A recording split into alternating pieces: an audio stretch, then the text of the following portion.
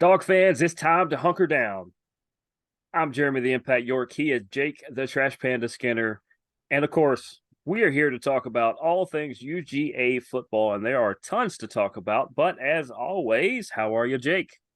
Doing good. Suffering as well as Heisman hopeful chances for Bowers. That's about how I'm feeling. Yeah, yeah, I could definitely say, we'll definitely get into that. We may even start there. I always seem to forget. If you want to follow this show, if you want to be a part of this show in any way whatsoever, you can email us 3endzone@gmail.com. You can search for us on Facebook by searching for Impact Media or Hunker Down. You can go to Twitter at Team Impact Media. You can follow me at the Impact 99 on Twitter, Triller, TikTok, and Instagram. You can find us on YouTube. Where are we on YouTube? We should remember that one. Oh, Impact underscore media underscore. That's why I can't remember. It's so easy. And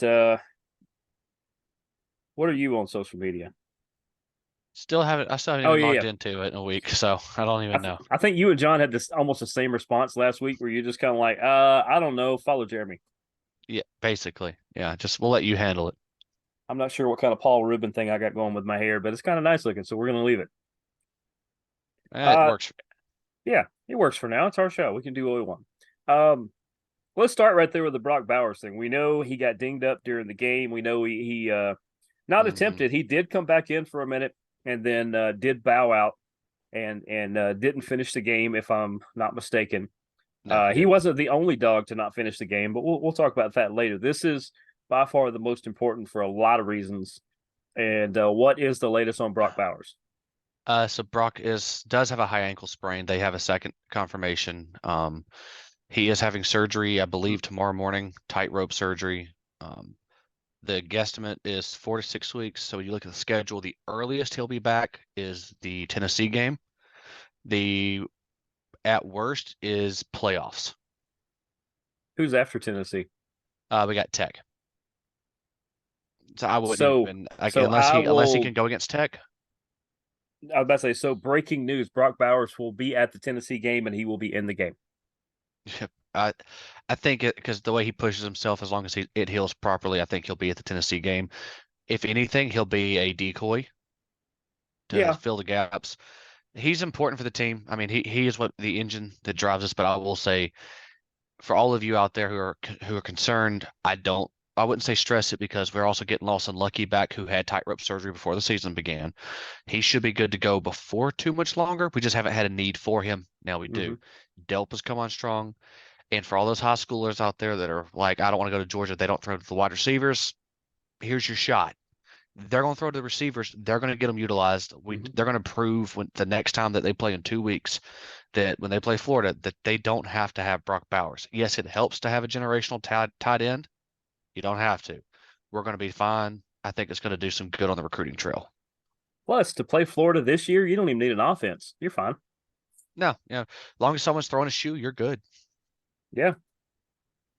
Yeah, it'd be fine. I think Georgia will miss him, but they're not going to hurt too much. We got the guys around them, and it'll give the chance for the young guys to get some time. So Well, no, and what's crap? He's the guy I like on the team a lot. The wide receiver that just came back. oh McConkey, yeah, Yeah. we got McConkey You coming I mean back. you go from one, most of the time Brock Bowers is your we gotta have it, whether it's third down or not, we gotta have a play. We do something with him. Well, McConkey, you're looking to try to ease him back into the offense. He just because you've been rolling without him for so long, it's hard to find where he fits. He fits Yeah, in the Brock Bowers role. he can. Brock's just smart. He finds space like Kelsey does. He just knows where to go. The other guys will have to rally around it, but I mean, Georgia's back-to-back title teams have been missing their number one receiver. Brock is their best overall receiver this year. They've missed him. They've so I mean, if you follow the trends, it bodes well for a long postseason term to come back, make some big plays, and call it a Georgia career and go top five in the draft.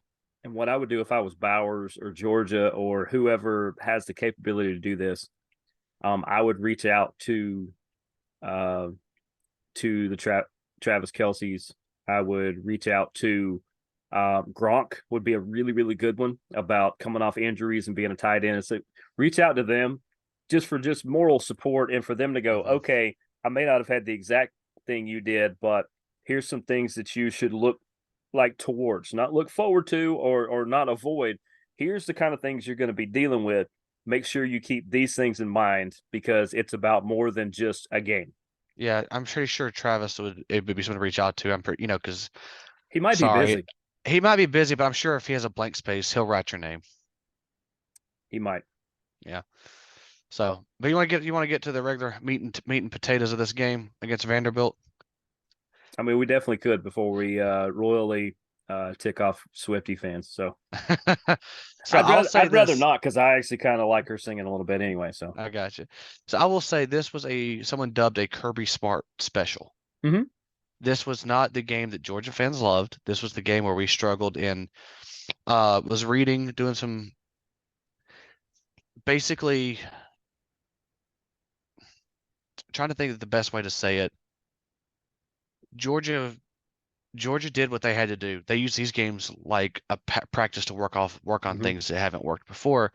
It's the it's hard to look at Georgia and justify like what did they do? But every metric you look at, they outplayed Vanderbilt like it was nothing.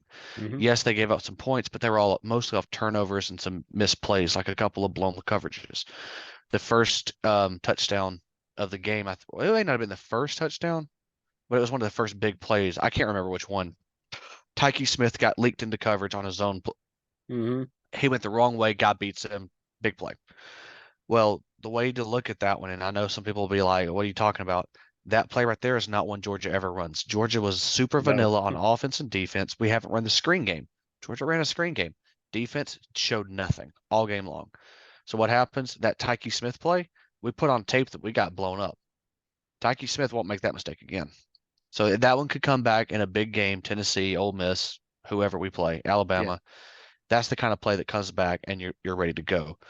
Um, it wasn't a strong game in some regards, but it's the kind of game where it's a slogfest, but that's what Kirby wanted. He wanted to push his team to a new limit.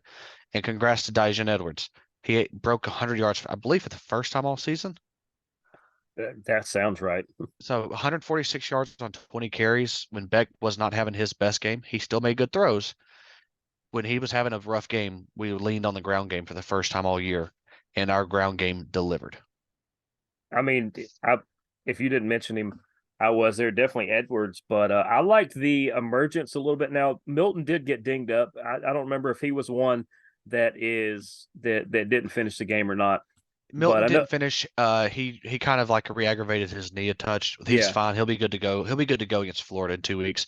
It was more of a precaution, like look, because he is injury yeah, prone. No one works harder than Milton no, to stay healthy.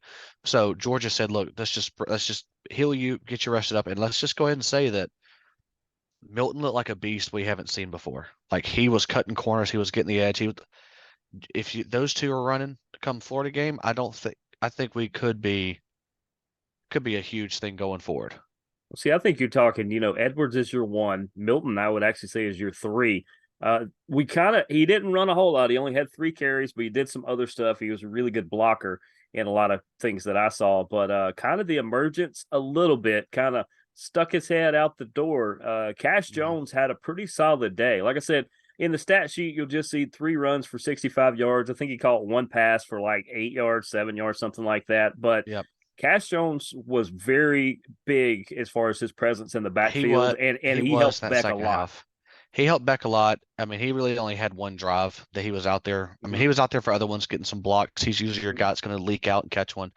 Yeah, his yards came on a 57-yard run, but you saw some explosiveness, and I wish he could have scored for another touchdown. But you take it what you can. Georgia Mm-hmm. actually outpaced on the ground, outpaced our passing game on an even split of 39 passes to 39 carries. So overall, this was an old school Georgia rushing attack. So fun to watch in that regard. And if you know what's going on, you don't stress these things. Georgia played the game that they wanted to work on things because that we didn't even run to the outsides. No. It was Georgia ran up the gut. The one place I've been saying all year that we couldn't run. Mm-hmm. Georgia opened gap after gap after gap. That they did. Let's move to the defense a little bit. And for the first time all year, I am not going to say that local guy's name. Not because I mean he just didn't have a day, let alone a good or a bad day. No, He he got but bullied.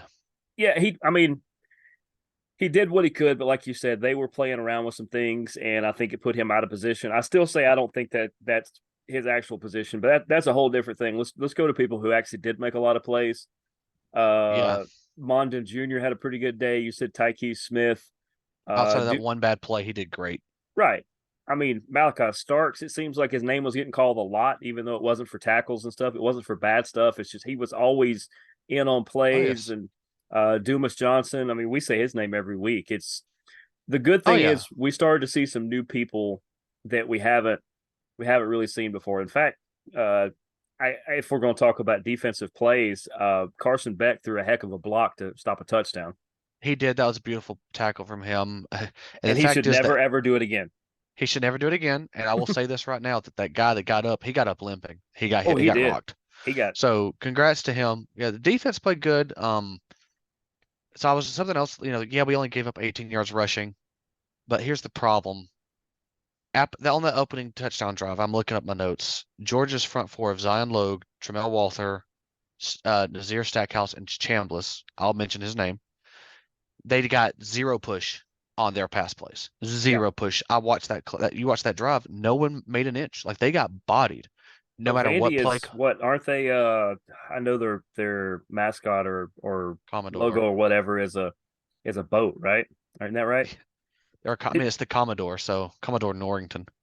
Because they absolutely flew. That was a flying ship for the They first did couple good on that drives they one. had, and they had the strip sack in between it. I was like, even though I watched the replay of this game, I will not hide behind saying that I saw it live. I did not. I was covering something else at the time. I saw the replay of this, but so I already knew the outcome. But I'm watching that first drive, and I was like, "Dang, that looks like something a Tennessee or a Georgia Tech can do." And then you Yeah. see the strip sack, and I said, "Well, that's a very Tennessee or Georgia Tech style play there." And then the hmm next drive where they just absolutely fly down the field again, and I was like, "Man, they're going to have to clean this up." I understand that the play call was vanilla and they were doing that kind of stuff, but you can't spot somebody like Tennessee a bunch of points. No. And as has been proven in previous weeks, just ask those people at the very southern tip of Florida what happens if you let Georgia Tech hang around a game. They're going to beat you. No. Georgia's got to clean up. Once they got the pass rush issue, Mm-hmm. Georgia swapped out Kristen Miller and Warren Brinson at defensive tackle because we run two tackles, a lineman, and an edge player. Mike Hale came in for that next drive Mm-hmm. because Kirby was using this to see what his guys could do. I think he put his four players who should know better out there and who should be making plays. He put them out there to see what they would do. Yeah. They did nothing. So what happens? He put Marvin Jones Jr. at edge and those other guys, and all of a sudden Vandy O-line couldn't do anything. Now, granted, Vandy's offense ran 30 dropbacks. 22 of those had play action, which you can't tee off with a pass rush. Right. Short passes, but the fact of the matter is Brinson and Miller both got in the backfield. They're better. They're not young, they're not the best, but they got back there. And like, so here's this one. Um, Stackhouse has regressed Mm-hmm. completely. He Mm-hmm. has one pressure on 100 passing snaps this season. If you're a defensive tackle, now I know you're supposed to eat some line and eat bodies up there. You can't get one if you only have one pressure on pass, knowing that they're going to pass and you've got to get back there and you can't move somebody. That's all you need to know that you need to go sit down. Well, think about You're this. He had one more than the two of us combined. uh-huh. I mean, he literally had one more pressure than we did, and we didn't even play in the game. No, and I will say this, Chambliss and Marvin Jones Jr. have the same problem at times with letting that leak in a play out. So I won't, we'll see who comes back after the fact, after the bye week, who leads in the Florida game because you see Chaz, tells me that our team's still not stepping up at the edge. If you see one of the other guys, one of the freshmen, that means that they finally have understood the assignment, or Kirby's like, Mm-hmm. you know what? Let's just roll with it. Let's roll with the mistake and let these guys get a lesson because Chaz is just holding us up. But I want to take a step backwards and go toward the secondary here. Mm-hmm. Secondary was solid. Like, yeah, they gave up some yardage, but a lot of those yards came up the middle, up against the linebackers. Um, so like Tyke Smith we already mentioned. He'll figure that one out. Hmm. Yeah, he gave up 30 yards after the catch on one, the 49 yard touchdown.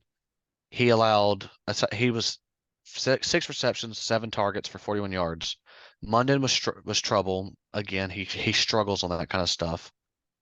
Um, let's see, who was it? But Dalen Everett stepped up. He Yeah. had 2 targets against him all day. He did not allow a single catch.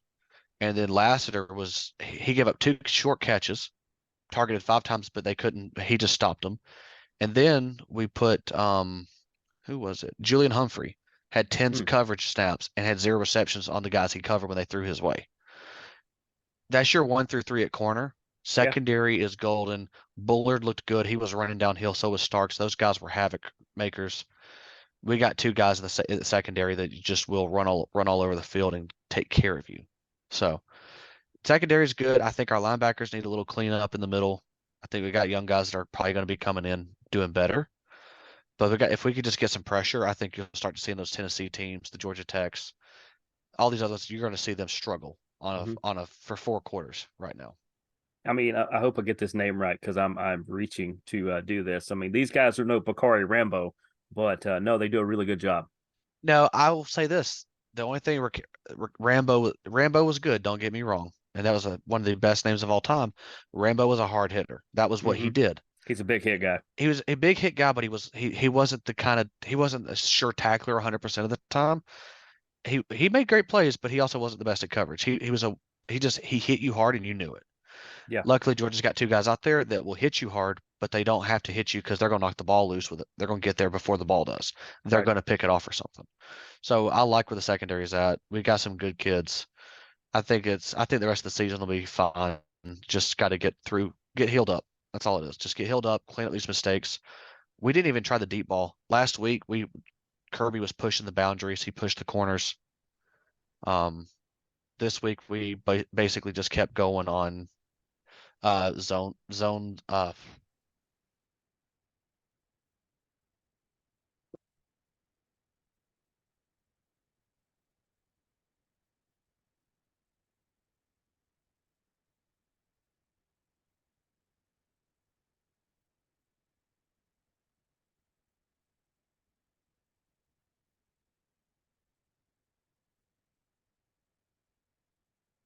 Not sure we may have lost you. Nope. Nope. Are you there? Yeah, I see you. Maybe.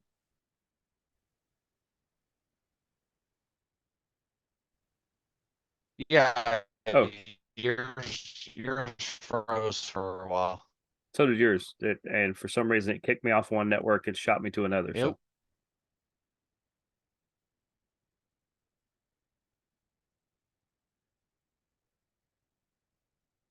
but it's weird. We're still recording though. Real quickly, I do want to say Wooden Ring had a pretty good day in in that he kicked I think a 30, a 34, and a 41 yarder. And he's becoming money. That kid can definitely kick. I think Jake is trying to get back in. We'll see if we can get him back in here in a second. But I mean, we see where this team is. We dig deep on this because this team is that deep. That's part of why they are back to back champs. That is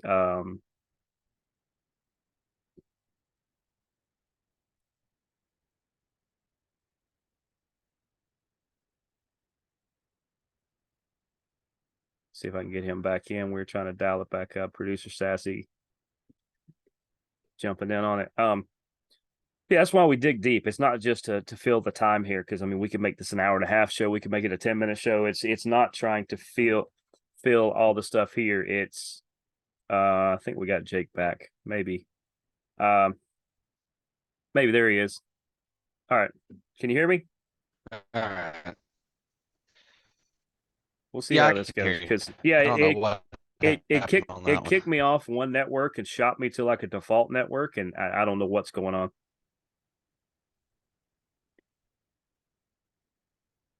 I think they just got to clean up the injuries, kind of I don't know. Yeah, piggyback off of what I said earlier. So we'll see what happens. I think the bye week came at a perfect time. Georgia needs to figure out their rotations on defense, but just my biggest concern will be the Ole Miss game as of right now. Yeah, we're gonna see if we can pop back in on this. This is great podcasting at this point. All right, we back in. All right, I think we're more stable now. Maybe we're not sure. No, I'm not. I'm still seeing some issues on my end on yours showing connection drops. Yeah, like I said, I'm not sure what's going on. I'm on one network and then it kicks me to a default and wouldn't let me we pop back in. But at the time when you got kicked off of here, I just basically I gave a shout out to Woodring who had three big kicks. I think he had a 30, a 34, and like a 41, 44, something like that. That kid's becoming money. He's definitely going to win a game for him somewhere down the road. And Hmm. yeah, you got anything else, or does that pretty much wrap up that? That was pretty much wrapping up that portion of it. Let's see. I was just double checking. Yeah, 30-yard field goal, 44, and a 31. Yeah, that's what it was. Yeah, so and also Carson Beck with the brotherly shove for a touchdown. Yeah, I mean, So it's becoming popular. Why not? yeah, it works when you need it to. Yeah, I think Georgia's in good hands. Lovett came on, it's pretty strong. It'll hurt without Bowers, but having a bye week to work on your stuff, you'll be fine. Yeah, exactly. Uh oh, I know what it was. Well, before we move on to basically talk about the bye week, which there is a couple of things to talk about. It's coming in a good spot. I promised you and John in the group chat that I had a surprise for tonight, and that it was definitely a throwback because a lot of times when I do these shows, I get accused of either not really being a fan of things that I do shows of, and that is not the case at all. I will admit that Georgia is not my number one team, but I still cheer for them, not just because they're local, but because I mean family roots go pretty Hmm. deep in it. Uh, it's that way with Georgia Tech. It's that way with a lot of stuff that I do. But for people who don't think that I've always had some sort of affinity for UGA, let me see if I can get this up here. Where's Very Look at nice. this. This is back in my old playing days. For people, I'm not going to date myself too much. Clearly, I win a lot because that trophy is about 6 feet tall, and I'm as tall as the trophy. This was sometime. I will say that I was a part of Georgia sometime between um, after Buck Bellew and before Matt Stafford. So somewhere in that point, Yeah, old number 19 was getting it done there, and you were Brock before Brock. Okay, I got you. I was getting, like I said, that's a 6 foot tall trophy. I was balling way back when in the day. So there you go. For people who don't think Georgia roots run that far back, there you go. There's proof. There you go. I'd love to see it, man. I'm sure I got more too. I think there's a tech one floating around here somewhere. I have to find it. I happened to run across that one the other day. Yeah, I got you. Uh, there are some big matchups otherwise, but let's talk about the bye week first. I always say that you can't win a bye week, but you could lose one. In UGA's case, let's put it this way: if you're going to have a good time somewhere, either stay there or get a ride home. I will just say it the nice way. They are always one of the top schools that get bad publicity for the amount of those altercations they have, and I'm not going to Hmm. mention that one that happened earlier this year that was awful because stuff happens. Hmm. But there's that. There's staying eligible. You still do have to pass your classes. There's a lot of ways you could really mess up this week. You can get injured.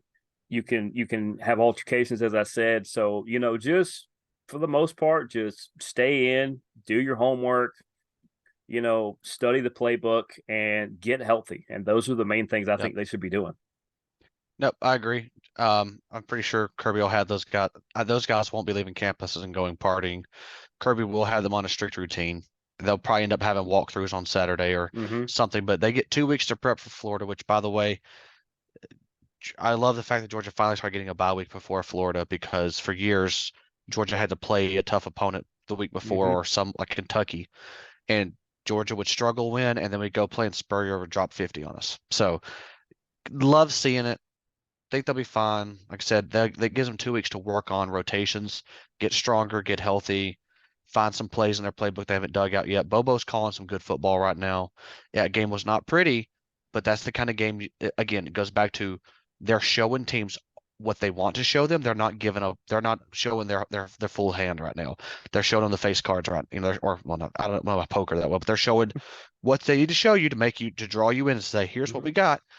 Go ahead and start betting because we Yep, got the whole rest of it right here. But you don't know that. So exactly. Uh, Looking at the SEC matchups right now. I about to say Oh, the big one this week at 3:30. Alabama and Tennessee. I thought you meant South Carolina, Missouri. Yes, that is the other big one. Yeah, that one's gonna be one. Is this gonna be one of our who you got? Yeah, I'm seeing 5 SEC matchups. We'll obviously save the big one you're referring to for the end because it is by far the biggest. Oh yeah.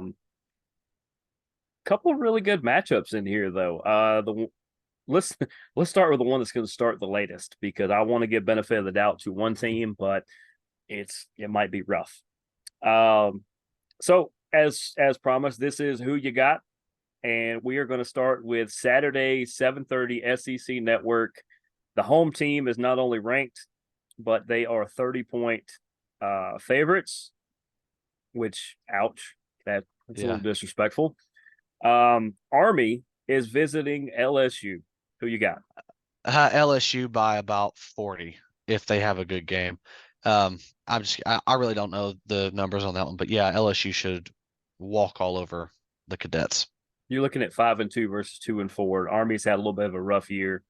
It could be because maybe some of them are a little busy right now with some things going on. So it could be that. Yeah. But Army. I told people I put them on my list that they are a team I always wanted to see play live. I've seen them play live twice, like in person. Got to stand next to them on the field afterwards. Um, the word class is almost a level Oh below yeah. what they actually are. Just it's surreal to stand next to them and listen to them sing afterwards, and just the respect that's there Oh is yeah. fantastic. I feel It's like the Army Navy game would be a bucket list item to attend. Yeah, I gotta agree with that. And yeah, I do have LSU winning this one, but I'm gonna give the respect to Army. Even if I'm wrong, I'm gonna say that it's gonna be less than 30. LSU's gonna win by they're not gonna hit the spread. I'm gonna give Army benefit of the doubt that it could be, but LSU will win, but I don't think by Yeah. more than 29. All right. Yeah, I got you. I'll go with the over on that one just for the sake of some parity here. Yeah. Um. Let's go down that list. 7 o'clock on ESPN. It's going to be a nice, juicy ESPN matchup. Number 13, Ole Miss takes its 5-1 record to Auburn, to Jordan Hare there, if I'm not mistaken. The 3-3 Auburn Tigers will host Mississippi. Ole Miss is a 6.5-point favorite. Who you like? I like Ole Miss for this one. They're playing good. They're not maybe not as good as we thought they were, which seems to be a trend under Lane Kiffin. Mm-hmm. But I mean, their only loss has been to a Alabama team that just took them there. That was their first really true test because I don't think Tulane was that big of a test. I mean, Mercer was a better test, and they got blown out there. But yeah, I think Lane will get another win.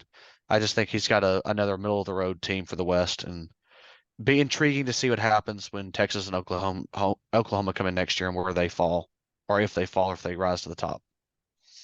That's okay. Lane can always move over to Alabama when they do that. Yeah, I'm pretty sure there will be Bama fans clamoring for Kirby 1, Kiffin 2, whenever that day comes. Yeah, and I don't think Kirby's moving, so go for Kiffin. No, Kirby's not moving. But there are some Alabama fans that truly believe that that's his true home, not Athens. Look where he went to school, people. Yeah. So Um, yeah, I got Ole Miss in that one. I do agree. I like that it's only a basically a touchdown game. I think it's going to be a lot closer than people think. Ole Miss is hmm still going to win by probably 10 to 13, 14 points, something like that, a couple scores. hmm But Ole Miss is going to try to You're going to see if they get the chance to really lay the hammer to Auburn, they're not just going to do it because of the conference rivalry. They're going to do it because doesn't Ole Miss have Georgia coming up soon? Ole Miss has Georgia on November 11th, So and they do get them at home. they're going to kind of try to, flex a little bit and say, we can do this to you too, which I don't think they can. We'll talk about that one in a couple of weeks. But I think if Lane gets a chance to flex a little bit, I think he's going to. And that's why I think they're going to win by about 13, 14 points. Yeah, I'm good with that one. I think that's just how that's going to roll. So we'll see what happens. At least, if anything, the uniforms will look good. Yep. And we're going to fly through these next two because I want to have a couple minutes for that last one. South Carolina at number 20, Missouri. Missouri 7.5 point favorite. Who you got? Give me Missouri by a field goal. I say South Carolina by a field goal. Okay. Somebody's going to get knocked off this week, and I think it's Missouri. Mississippi State is going to Arkansas. Arkansas is a 7 point favorite. Yeah, Arkansas. I'll say they win by a field goal and a safety. Okay, it could definitely happen. I married into a family that has people down in Starkville, so go Bulldogs. We'll go there. All right, fair enough. And then finally, in the last couple minutes, and we literally only have a couple minutes thanks to the technical glitches. Number 17, Tennessee takes their 5-1 record to Tuscaloosa to face the number 11 ranked Alabama Crimson Tide, who is 6-1. CBS 3:30. Alabama is a 9.5 point favorite. Who you like? Can both lose? I mean, I can come up with a doomsday scenario, but in this case, no. So I'm gonna say I just have a feeling Tennessee's gonna come out and do it again this year. I know it's a home game that probably swings things more in the favor of the Tide. But Alabama, I'm looking at their team stats. They're tied for 82nd in passing yards, tied for 73rd in rushing yards. They average 30 points a game, tied for 59th, and they give up 16 points a game. And they're tied for 12th. Not saying anything crazy, but when you look at those kinds of numbers and how they play, I'm pulling up Tennessee's real fast because I know we're very short on time. Mm-hmm. Tennessee's passing attack. Now, you remember how everyone was clamoring last year? Their passing attack is 89th or worse. Their rushing attack is what's dangerous. Mm-hmm. They score more points. They give up about the same amount. So I think it's going to be a very tight game. I just don't think Alabama's going to have the firepower to hold up for a full 4 quarters, especially when it comes down to the running attack. And their defensive line for Tennessee is pretty dang good. So they could cause some havoc for Bama. So I'll just say that's going to be a close game, less than 10 points. And you took Tennessee? Yeah, I'll take Tennessee on this one. Yeah. Every time I doubt Brady, every time I doubt the Patriots up until recently, and every time I doubt Alabama, they smash it in my face. And it's probably not going to get me brownie points with some people I'm officially a part of for this high school season. But yeah, give me Tennessee. I just think they're just a tad better, and Georgia fans want Alabama to win because it helps you a lot more than if they lose. But I think Tennessee's going to win this game, and that's the team I think that Georgia's going to have to watch out for. Yeah, Tennessee's one to watch out for. Georgia, because they can run. Georgia can stop the pass, but I don't know about the run game. I think they will. Right now, if it's going to be interesting to see who makes the title game on the West. It's a toss up right now between Ole Miss, LSU, and Alabama, depending on how the rest of it goes. Mm-hmm. But yeah, I'll take Tennessee on this one. Georgia will play whoever, and at that point, but we'll handle that one in that show.